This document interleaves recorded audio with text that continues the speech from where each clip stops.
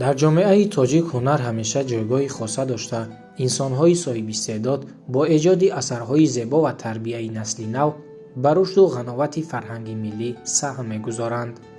дар миёни чунин шахсиятҳои ҳунарманд рассоме низ ҳаст, ки солҳо боз бо муҳаббат ба санъати тасвирӣ фаъолият намуда, на танҳо худ асарҳои ҷолиб меофарад, балки таҷрибаи чандинсолаи худро ба шогирдонаш меомӯзонад. ин шахс Амирҳамза Пӯлодов аст, мусаввири чирадасте, ки беш аз 13 сола аст дар роҳи ҳунари рассомӣ қадам мезанад. муҳаббат ба рассомӣ дар дили ӯ ҳанӯз аз кӯдакӣ ҷой гирифтааст.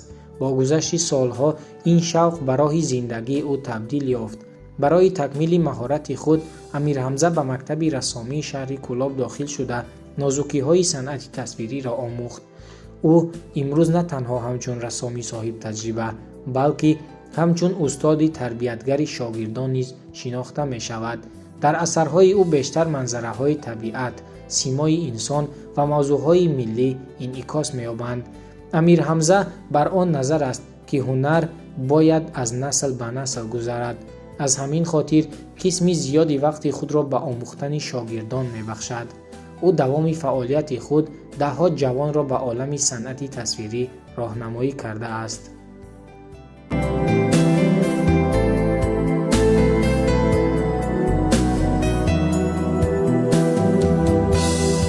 ман муддати 38 сол аст ки ба касби омӯзгорӣ машғул ҳастам. ман худ дарспарвари мактаби бачагонаи рассомии шаҳри Кӯлоб мебошам, ки аз айёми хурдӣ шавқу ҳаваси расмкашӣ доштам ва аз давраи мактаби миёна, яъне ки ҳам дар мактаби миёна таҳсил мекардам, ҳам дар мактаби рассомӣ таҳсил мекардам.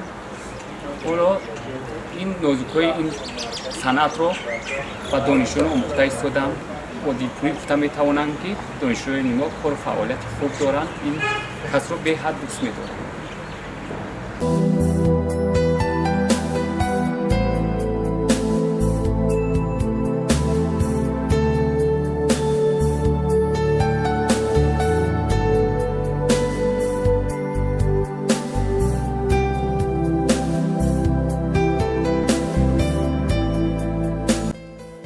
ба гуфтаи шогирдон, устод барои онҳо на танҳо омӯзгор, балки илҳомбахш низ мебошад.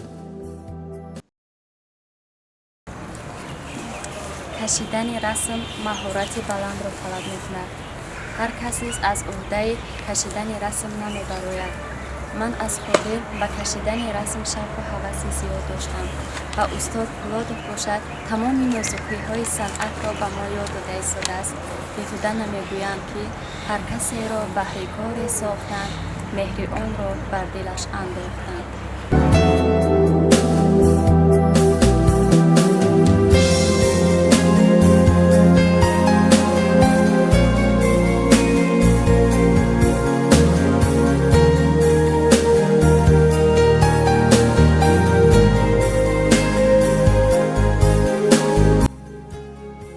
бисёре аз шогирдони ӯ дар озмунҳои гуногуни ҷумҳуриявӣ аз қабили Тоҷикистон ватани азизи ман иштирок намуда ҷойҳои намоёнро соҳиб шудаанд.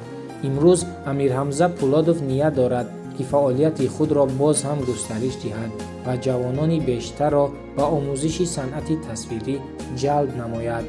зеро ба гуфтаи ӯ санъат на танҳо касб, балки роҳи шинохти зебоӣ ва ҷаҳон аст.